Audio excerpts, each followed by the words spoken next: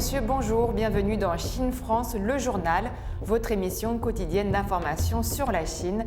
Sans transition, voici les titres de l'actualité. Gestion en circuit fermé et pas de billets pour les spectateurs étrangers pour les prochains Jeux Olympiques d'hiver de Pékin 2022.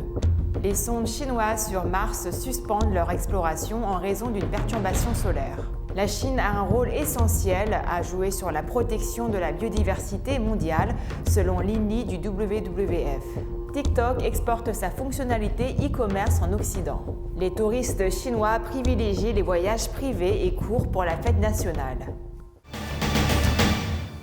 Yang Jiechi, membre du bureau politique du comité central du Parti communiste chinois, rencontrera le conseiller américain à la sécurité nationale, Jake Sullivan, à Zurich, en Suisse, a annoncé mercredi une porte-parole du ministère des Affaires étrangères chinois.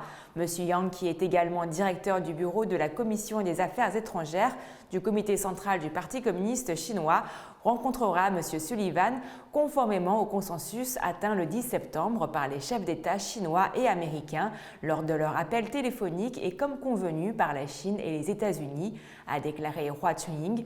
Ils échangeront leur point de vue sur les relations entre la Chine et les États-Unis et sur les questions relatives, a déclaré Mme Hua.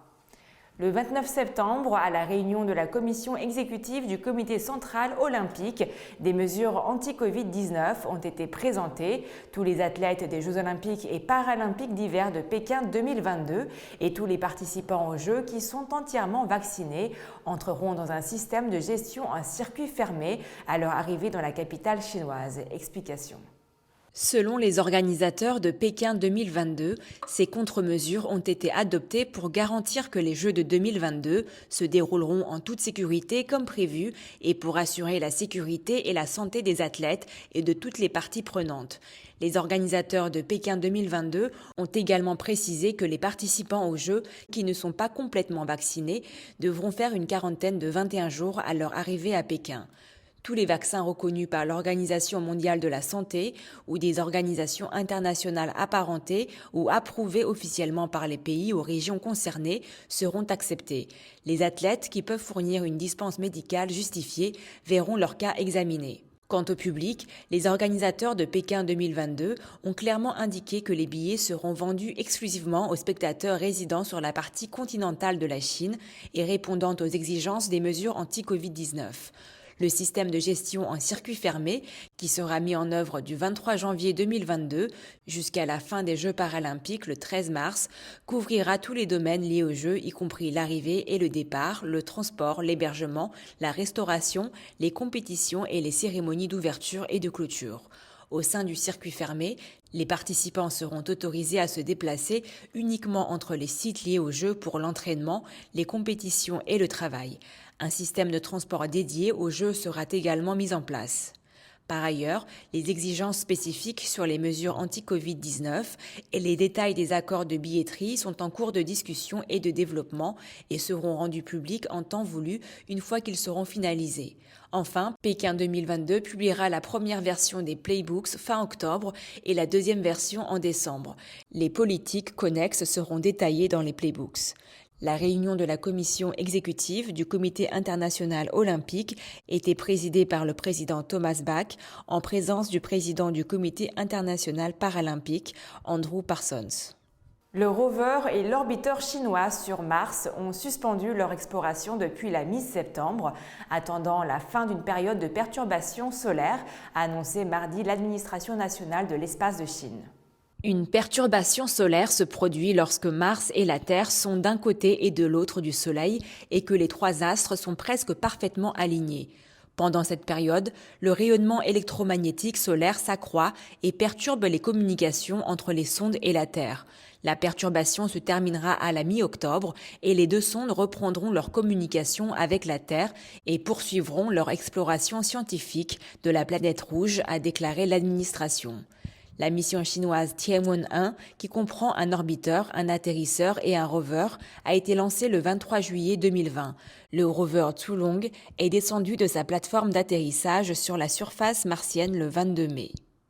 La Chine a un rôle essentiel à jouer en faisant preuve de leadership pour aspirer à un avenir sain, neutre en carbone et équitable pour toute vie sur Terre, a récemment souhaité le WWF international avant les réunions cruciales des Nations Unies sur la biodiversité et le climat dans le but d'inverser la perte de biodiversité et de garantir un monde respectueux de la nature d'ici 2030.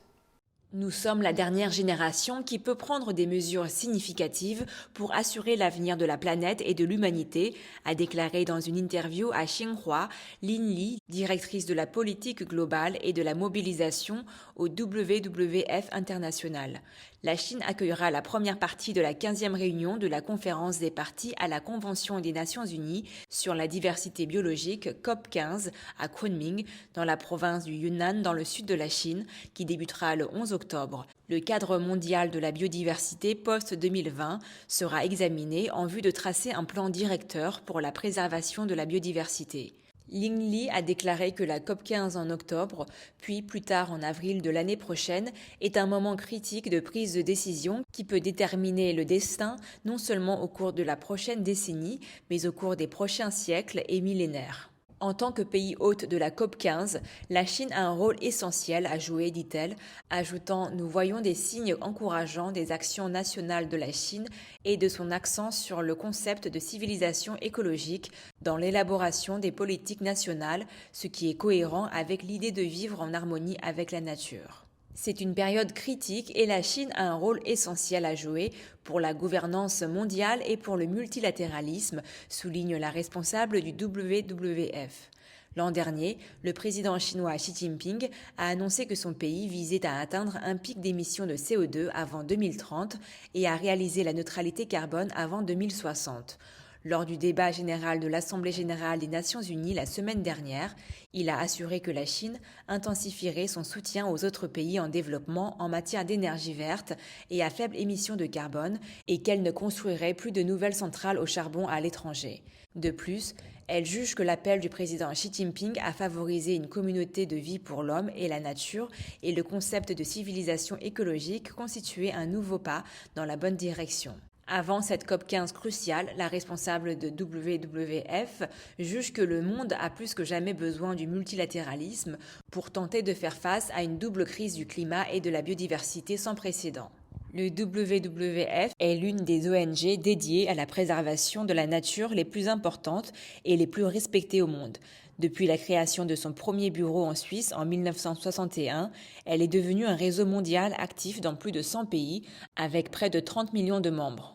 En Chine, le WWF est actif depuis 1980, date à laquelle il a été invité par le gouvernement chinois en tant que première ONG internationale à travailler sur la préservation de la nature.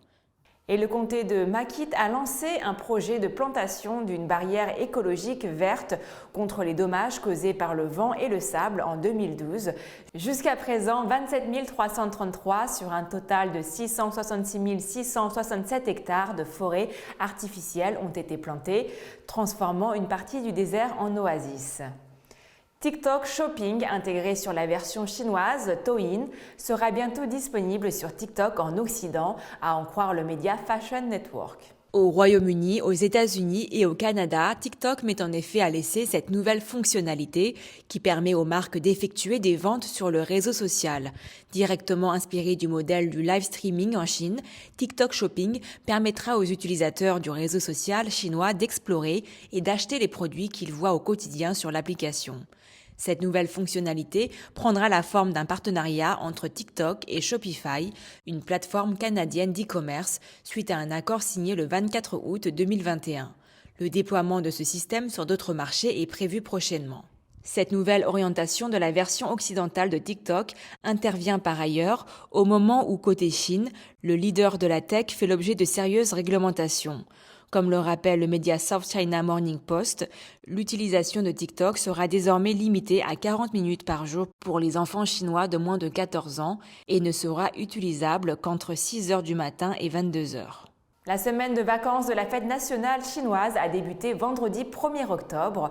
D'après les données de services de voyage en ligne, les touristes chinois ont montré une préférence marquée pour les voyages à courte distance et les circuits en voiture. Les requêtes de recherche sur les voyages à courte distance ont bondi de plus de 250% en 2021, selon le service de voyage chinois et la plateforme de réseau social Mafengguo.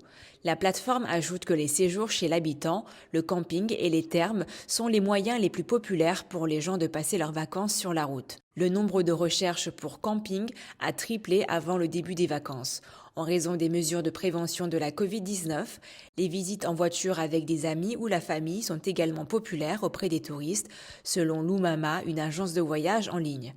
Une autre agence de voyage en ligne, Tuntu, a indiqué que les petits groupes de voyage avec 6 personnes ou moins représentaient environ la moitié des commandes reçues lors de cette fête, ce qui souligne une plus grande demande du marché pour des services et des expériences de haute qualité. C'est la fin de votre journal, merci à tous de l'avoir suivi. Pour vous abonner à la chaîne, il vous suffit de cliquer sur s'abonner en bas à droite de la vidéo et pensez également à activer la petite clochette de notification pour ne rien rater.